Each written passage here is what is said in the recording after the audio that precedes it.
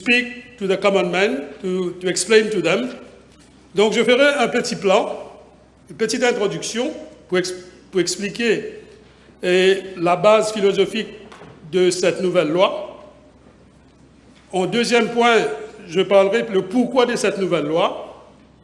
Et en troisième point, les failles de la loi actuelle et quelles seront les avancées de la nouvelle loi et les apports de cette nouvelle loi et comment on va voir une consolidation des droits de l'accusé et l'appellant et aussi comment on a intégré les standards internationaux et aussi comment on va respecter les droits humains encore plus et comment finalement apporter un équilibre entre les droits de l'accusé et les droits de la société et une petite conclusion. Donc, Madame la Présidente, nous sommes réunis pour débattre d'un texte fondamental pour la consolidation de notre État de droit. L'état des droits, il faut bien comprendre, Madame la Présidente, d'abord, c'est la primauté du droit, et aussi, il faut qu'il y ait ce qu'on appelle l'égalité devant la loi, il faut aussi qu'il y ait ce qu'on appelle la sécurité juridique, il faut une interdiction de l'arbitraire, et aussi permettre un accès à la justice et respecter la séparation des pouvoirs. L'Attorney General a bien fait mention de ce concept fondamental qui existe dans notre Constitution à travers l'article 10 de la Constitution, le concept très important, ce qu'on appelle le concept d'un procès équitable. Et quand on parle d'un procès, ce n'est pas seulement la première partie de ce procès, il faut aussi inclure l'appel. Donc, cette nouvelle loi, le Criminal Appeal and Criminal Review Bill, ce projet de loi arrive à temps. Ce texte marque une évolution décisive de notre système judiciaire pénal et s'inscrit dans une volonté ferme de garantir un accès effectif à la justice et aussi de renforcer la transparence et de moderniser les institutions. Et encore que l'Attorney General a bien mentionné qu'il viendra incessamment avec une nouvelle loi pour qu'il y ait une autre cour d'appel. Donc c'est le produit, Madame la Présidente, d'une réflexion, aussi une volonté politique. Et mon collègue avant moi a bien précisé que le travail a été déjà fait en amont par le Law Reform Commission. Moi-même, j'étais un membre de ce Law Reform Commission. Il y a eu des discussions, il y a eu des consultations au préalable. Donc cette loi n'est pas une nouvelle loi. On a archi-discuté de cette loi. Donc la volonté politique, évidemment, n'existait pas dans le passé. Et aujourd'hui, on est en train de voir de visu cette volonté politique et l'opposition a le culot de critiquer cette volonté politique pour aller vite en besogne. On a déjà pris 8 mois, donc il faut aller vite, d'après moi, et il ne faut pas critiquer. Et pourquoi un nouveau projet de loi? Quelles sont les insuffisances qu'on cherche à corriger? Et surtout, en quoi améliore-t-il le sort des accusés, la qualité de la justice et la protection des droits fondamentaux? Permettez-moi, Madame la Présidente, de répondre point par point. D'abord, pourquoi un nouveau projet de loi? Toute société démocratique, nous allons voir, doit se remettre en question. La loi actuelle, le Criminal Appeal Act, date de 1954. Et ainsi, les réglementations et autres lois sont aussi désuètes, et je peux les qualifier comme des fossiles législatifs, imprégnés de traces coloniales. Et nos amis de l'opposition veulent garder ces lois, malheureusement. Je constate. Dans toute société, Madame la Présidente, il y a des intérêts différents, des différentes parties. D'abord, d'un côté, la société doit être protégée, les victimes doivent être protégées, mais aussi les accusés et les condamnés. Ce n'est pas parce qu'ils sont des accusés ou des condamnés qu'on ne doit pas respecter leurs droits. D'ailleurs, notre Constitution, à travers différentes dispositions, telles que les articles 3, 5 et surtout l'article 10, donne cette protection. Ainsi, Madame la Présidente, les lois ordinaires doivent être en conformité avec les lettres et l'esprit de notre Constitution. Tel n'était pas le cas, malheureusement, avec certaines lois qu'on a héritées de l'ère coloniale.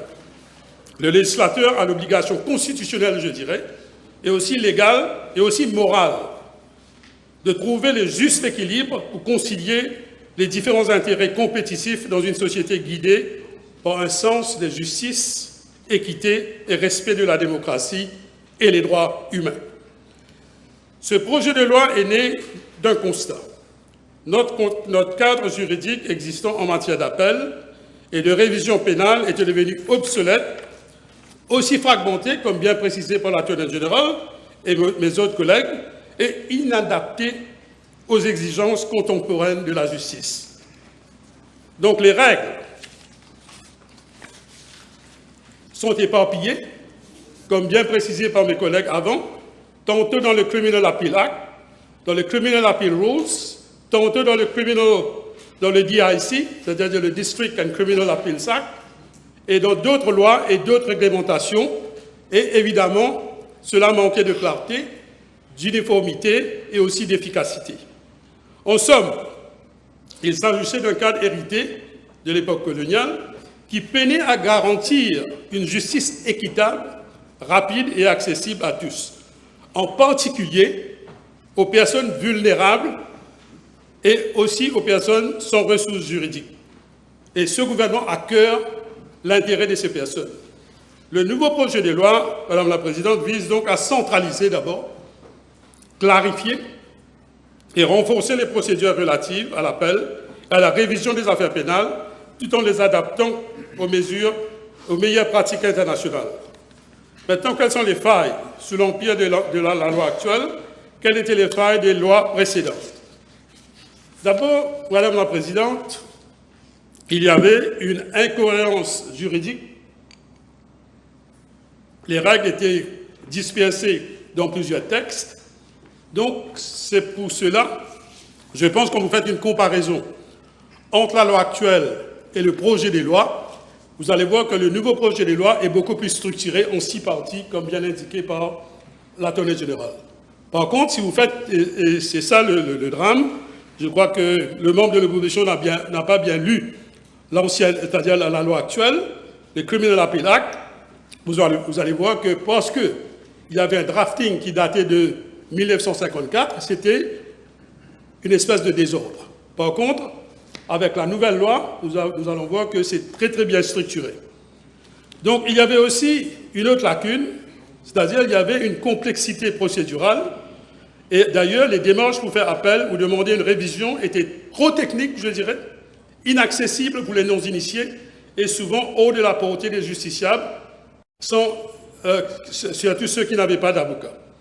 Et même c'était un peu complexe pour les nouveaux avocats. Comme vous savez, Madame la Présidente, le droit pénal à Maurice s'inspire, c'est du droit français, mais par contre, toutes les procédures sont inspirées du droit anglais. Dans un système de droit mixte, donc il fallait dépoussiérer, il fallait moderniser cette loi. Et aussi, sous l'empire de l'ancienne loi, il y avait une lenteur judiciaire, pas par la faute des juges, mais par la faute des procédures. Donc l'absence de délais clairs et de mécanismes efficaces entraînait des retards importants, nuisant à la crédibilité du système judiciaire. Et aussi, Madame la Présidente, il y avait des obstacles à la révision post-condamnation. Les conditions pour obtenir une révision étaient si strictes que certaines erreurs judiciaires n'étaient jamais corrigées. Il y avait aussi, je constate, un surcharge des juridictions supérieures, le recours abusif ou mal formulé encombrait inutilement les juridictions d'appel, au détriment des affaires réellement fondées. Donc, le projet de loi introduit une série d'avancées notables. Quelles sont ces avancées, Madame la Présidente? Maintenant, on voit une sorte de codification, une sorte de structuration claire de ces droits.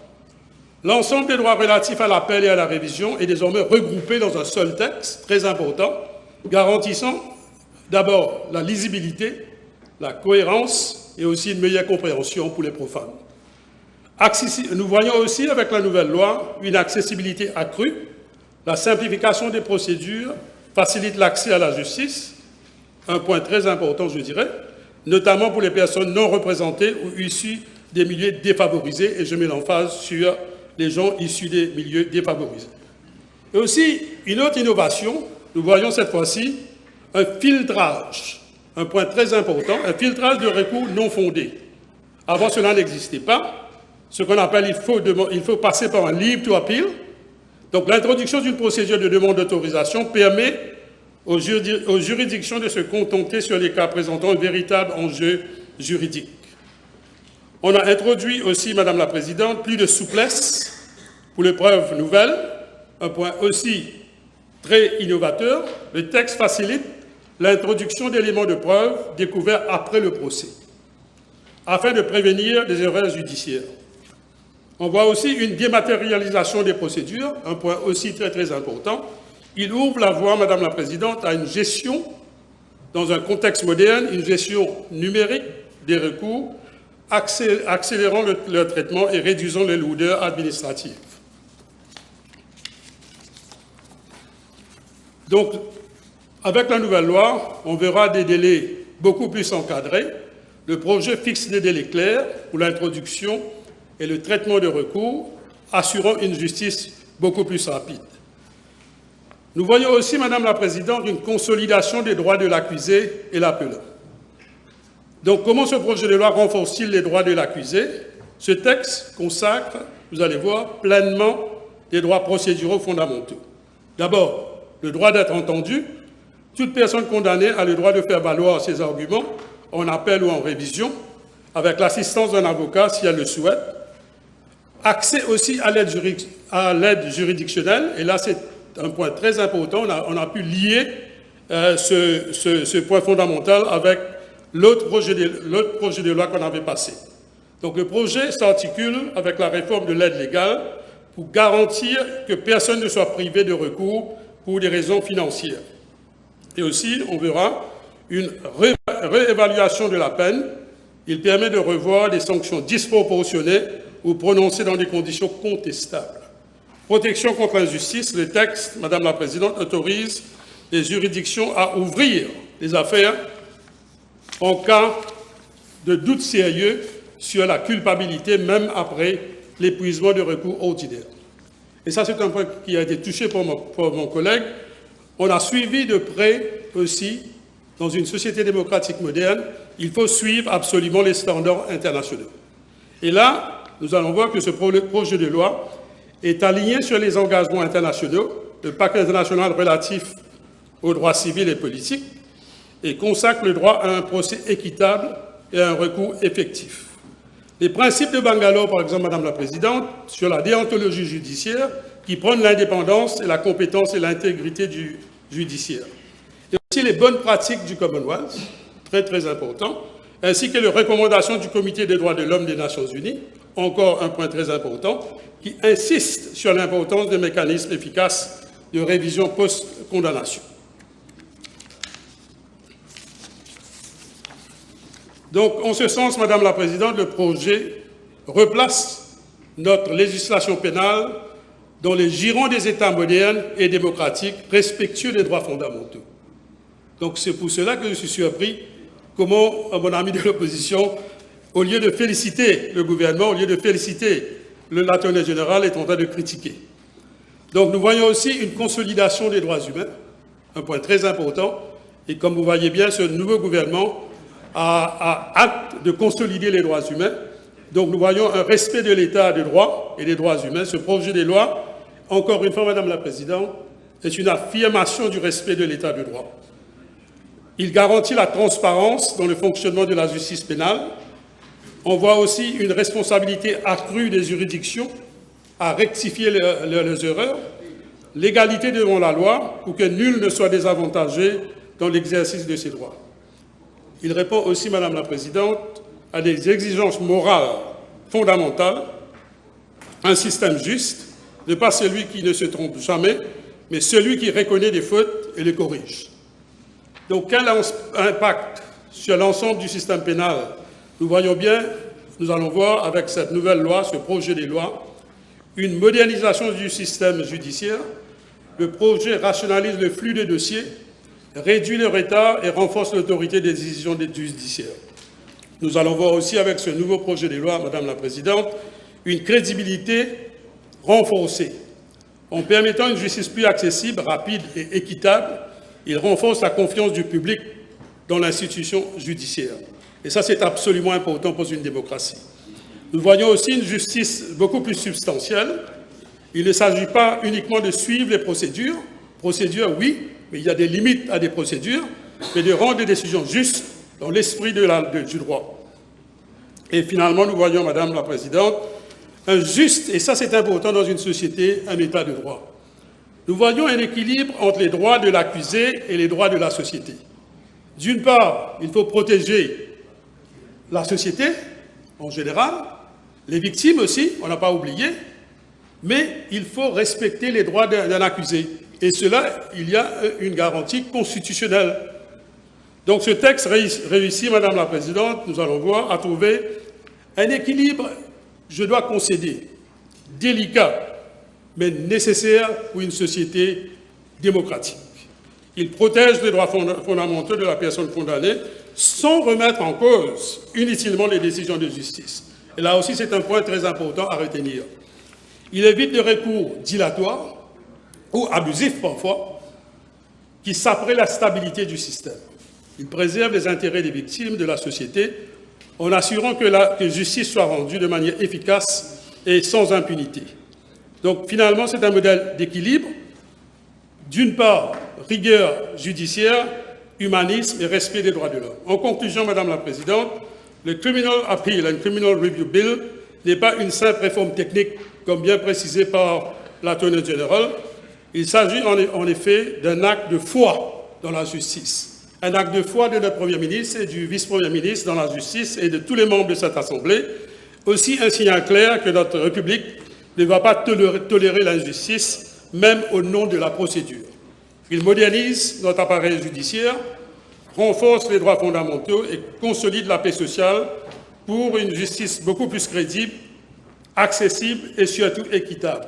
Donc, en adoptant ce texte, Madame la Présidente, nous affirmons d'une façon claire et nette que la justice n'est pas un privilège.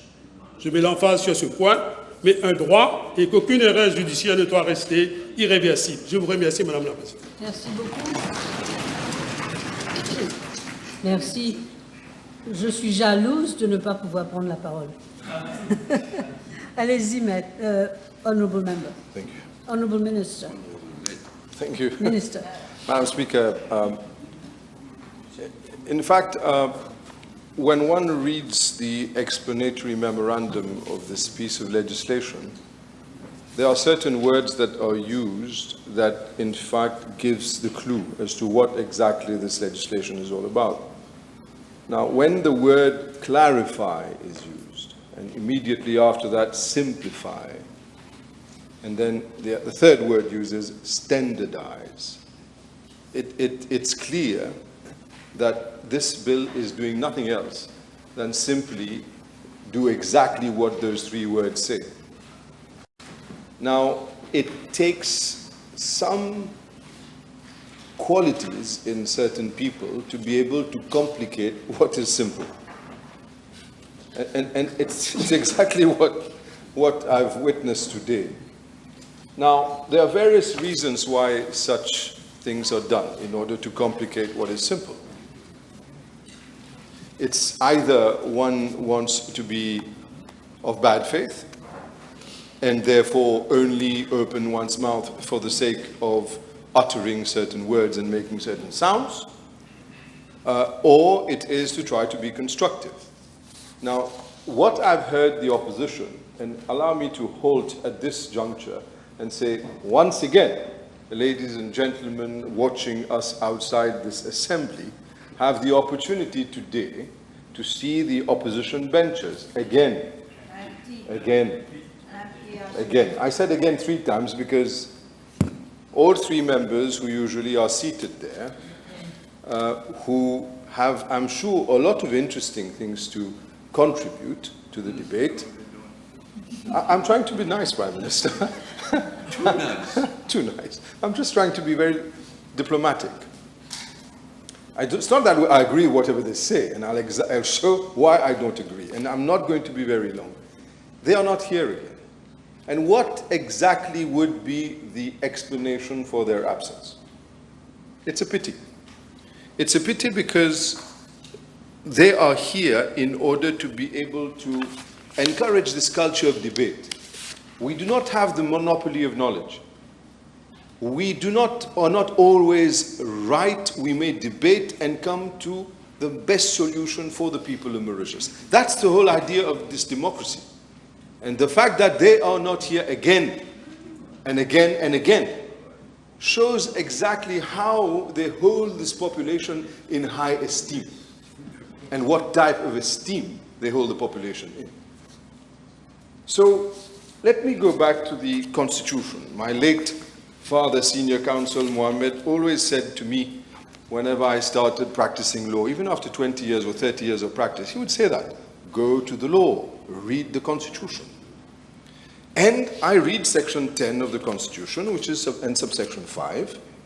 I say this because the Honorable Member Duval stated that this piece of legislation somehow, someplace is challenging the principle of autrefois acquit and autrefois convict. This principle of autrefois acquit and autrefois convict is a legal principle that is rooted in the principle of res judicata. So it's as simple as that. You know, this is the very l'ABC de la loi. We learned this at law school when we started. Translate res judicata. Well, no one should be tried for an offense for which he's already been tried, yes, and there has been a judgment pronounced. If he's been acquitted, he cannot be retried again for the same offense. Good. However, there are exceptions in the law. And that is why I think it's important to go to the Constitution. The Constitution says no person who shows that he has been tried by a competent court for a criminal offense and either convicted or acquitted shall again be tried for that offense or for any other criminal offense of which he could have been convicted at the trial of that offense, except upon the order of a superior court in the course of appeal or review proceedings relating to the conviction or acquittal. So whatever the Honorable Attorney General is coming to propose today in this piece of legislation is in line with what is already provided for under Section 10(5) of the Constitution. And I go further. It's in line with what is already in the law. It's already in the law and the Criminal Appeal Act of 1955 as amended. When I look at the original legislation,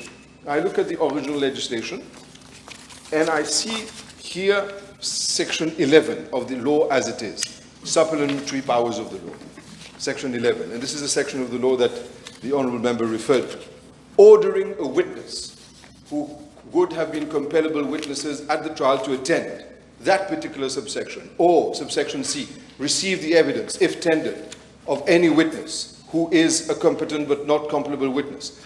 All those issues under Section 11 that the Honourable Member takes objection to,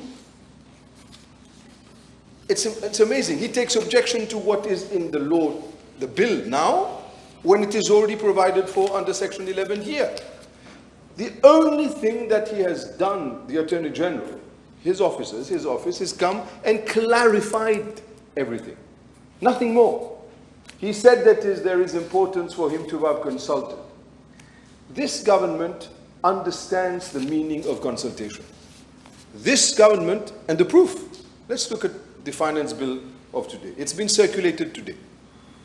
It's not going to be taken, it's only going to be taken at second reading on Friday, and only the Honourable Prime Minister will address the National Assembly.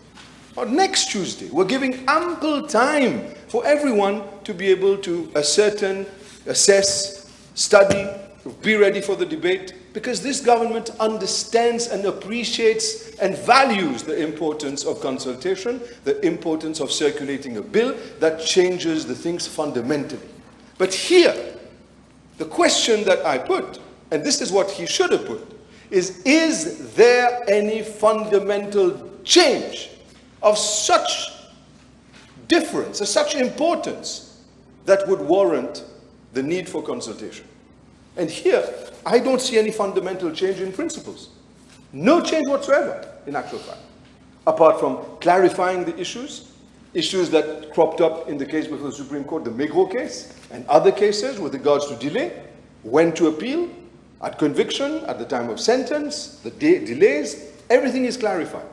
So I fail to really understand what was the point that the honorable member was trying to make. And on the second issue I'd like to make, I think he spoke about suspended sentence. He did speak about suspended sentence. I mean, in order for there to be a suspended sentence, there needs to be a conviction, a sentence. If I understand him correctly, and I'm sure I understood what he meant, he meant that there could be a suspended sentence without a sentence. Oh, wow. Now, some, as I said, some people have the ability to complicate things that are very simple.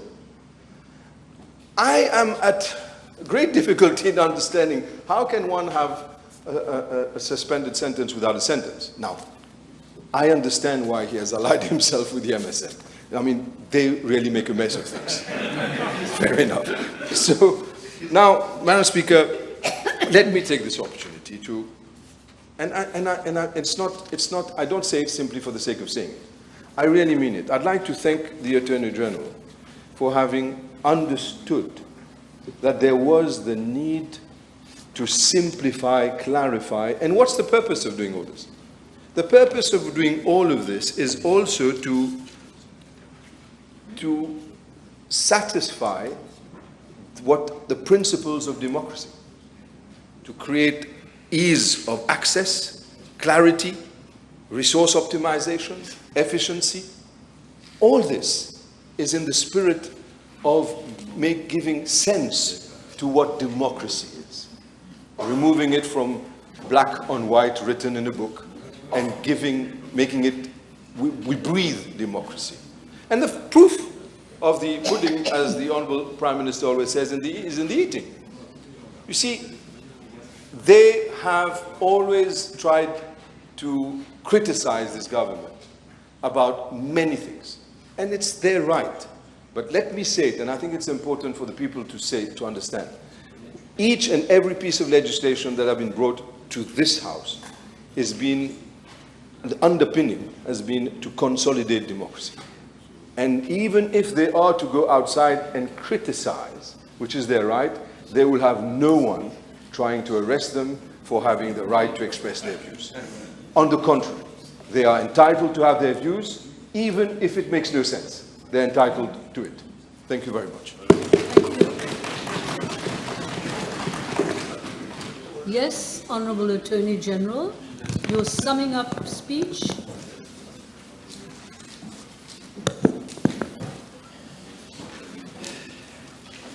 Je regarde et je vois des sièges vides. Je ne vois pas mon confrère, mon collègue de l'Assemblée, le whip de l'opposition, entendre ce que j'ai à dire sur ce qu'il avait à dire plus tôt. Je ferai donc son procès in absentia. Madam Speaker, the initial point made by the whip of the opposition is quite as extraordinary as the rest of his intervention. He has qualified this bill as being one which smacks of legislative ambush. Not only is that not the case, as will become apparent in the summing up, to add to what my colleague, the Ministry of Lands, has said, but the whip of the opposition has failed to mention that the finance bill and associated legislation has been circulated this Tuesday morning prior to the first reading next Friday.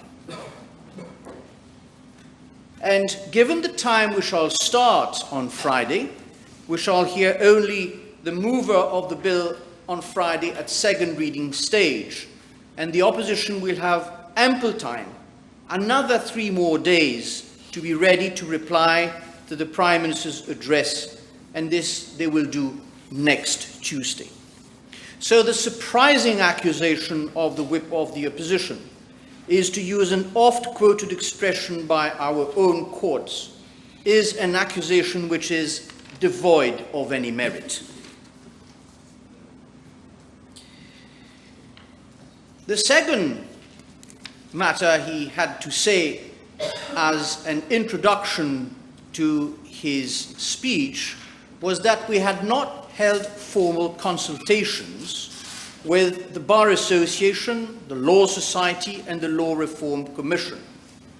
Well, if we had to, we would have. But since this bill had, more importantly, resonance with the judiciary, we held extensive consultations at every stage with the judiciary, since it is the judiciary that will be applying this law day in and day out. Whilst it is important to note there is no constitutional duty to consult external bodies before legislating, and rightly so given the separation of powers, this government has always welcomed the views of legal practitioners because they are the ones who work within the system every day and know where it needs improving. And I was one of them only a few months ago. And of course, the Office of the Attorney General, which I have just joined, which is tasked with drafting and piloting such legislation, is itself deeply familiar with the workings of our courts and the practical challenges they face.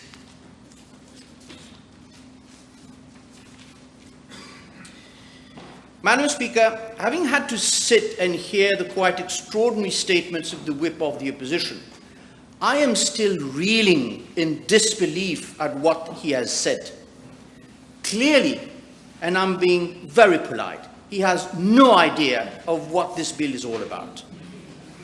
You see, Madam Speaker, in my younger days, I remember clearly my father instilling in me a basic requirement to understand. You must read anything you need to, from the first page to the last, including the preface, the acknowledgements, and the epilogue. This kept me in good stead in my years I studied at Oxford and the Middle Temple, and throughout my 4 decades of practice at the bar. When you do not read and think, you do not understand. The whip of the opposition has just understood what is clearly stated in the explanatory memorandum. The purpose is, as my friend Mohammed just stated, it is to clarify, simplify, and standardize existing procedures for all appeals in criminal matters and modify certain procedures in order to be fairer to the accused parties. The whip of the opposition has attacked me when he stated that I have by this bill dented a fundamental right, the right of appeal. How? He never said. And his next point, in fact, threw light on his lack of comprehension of this law. He advocated, to the astonishment of all the lawyers in the House, that there cannot be an appeal against suspended sentences and community service orders. What nonsense. He should be ashamed to make such clearly erroneous statements in this House. A suspended sentence or a community service order cannot be ordered unless there has been a custodial sentence first. And I hope he understands what custodial means. It means, and let me spell it out for him, it means imprisonment. His reference to section 22 is another grave misconception. And again, I'm being very polite. What is provided in that section already exists in the law. And quite surprisingly, the learned whip of the opposition just discovered that it existed.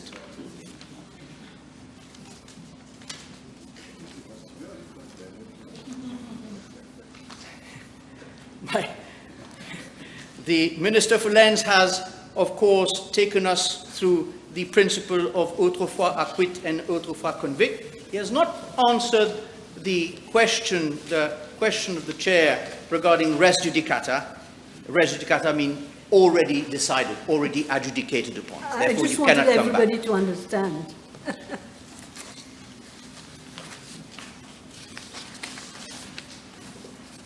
In fine, Madam Speaker, this debate has brought to the fore one important fact.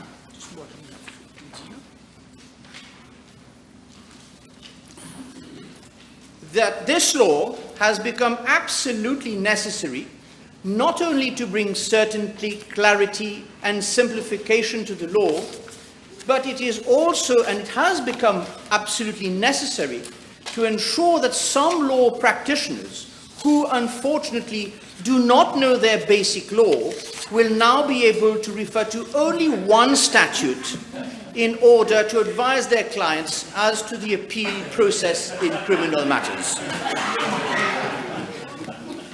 I am done, Madam Speaker.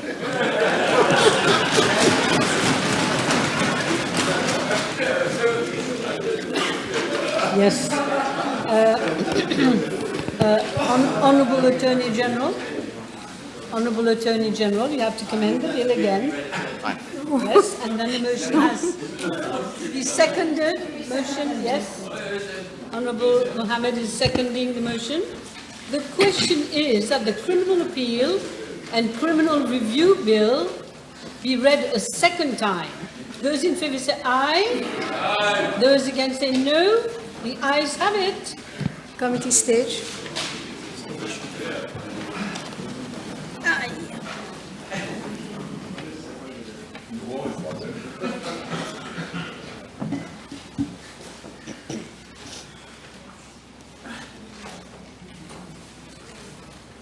C'est mieux ici.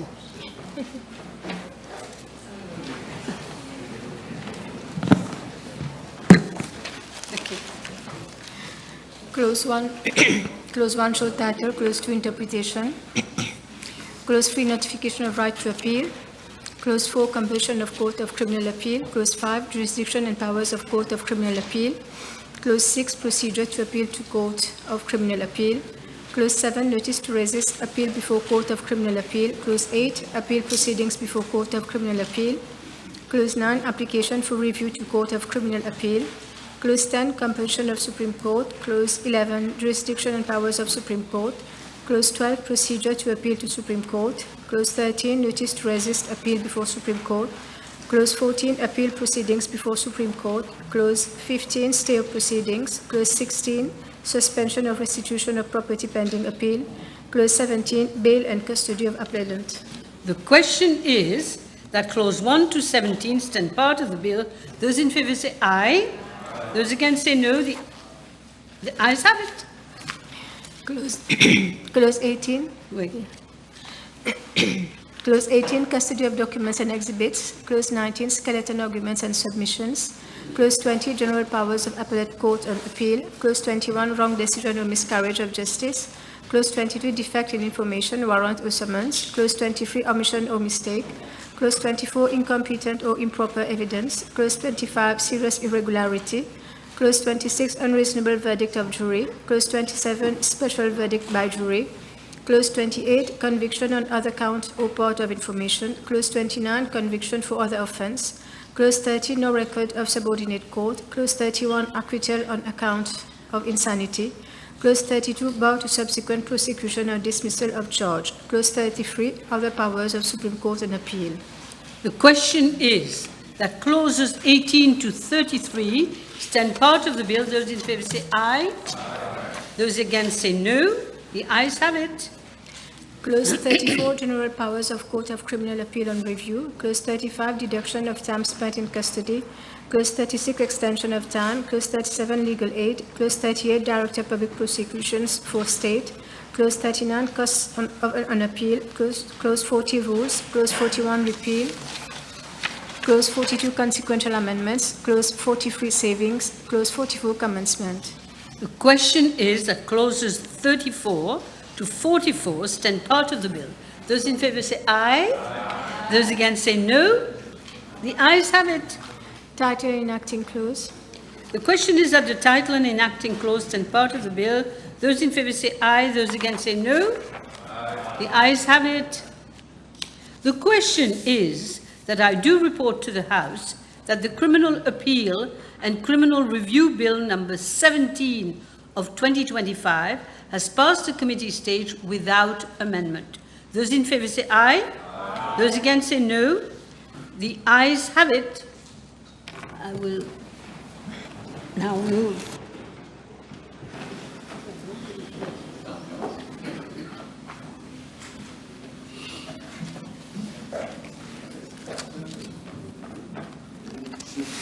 Please be seated.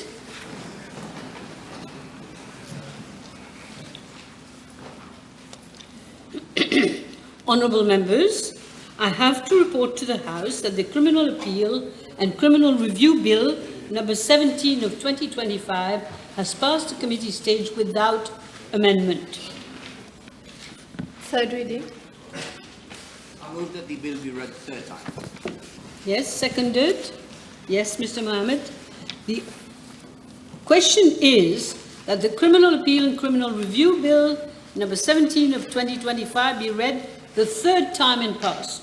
Those in favour say aye. Aye. Those against say no. The ayes have it. Honourable Prime Minister, adjournment. Yes, Madam Speaker, I beg to move for the adjournment of the House to Friday, the 25th of July at 3 p.m. The question is that the House be adjourned to Friday, the 25th of July at 3 p.m. Those in favour say aye. Aye. Those against say no. The ayes have it. The House stands adjourned. Yes. Yes, adjournment matters. Thank you, Madam Speaker. Madam Speaker, is- the issue, it's a short It issue. is his right to do that. Yeah. Yes. The issue I'm raising tonight is addressed to the Honourable Minister of Health, to whom I gave notice, and as a follow-up to his comprehensive answer to my PQB 749 this morning, I've been further informed of the sufferings and difficulties of patients transferred from Mauritius to Mauritius, and the very serious, many critical defective medical equipments in Mauritius, namely phaco machine for cataract surgery, scanner, sterilizer, X-ray, cytoscope, and around 300 patients are waiting physiotherapy, leading to a situation of état d'urgence dans le service de la santé à Rodrigue. C'est une question de vie et de mort. May I humbly request the Honourable Minister, pending his multidisciplinary team set up to collaborate with Rodrigues and his high-level delegation visit to Rodrigues, to properly look into possible remedial actions thereof. Thank you. Madam Deputy Speaker, sir, as already mentioned, the entire responsibility lies on the Regional Assembly of Rodrigue. But as far as my ministry is concerned, I'm going to convey your request with the officials of my ministry, and I'll see to it that the needful will be done. Thank you very much. Thank you. So now I think we can be released.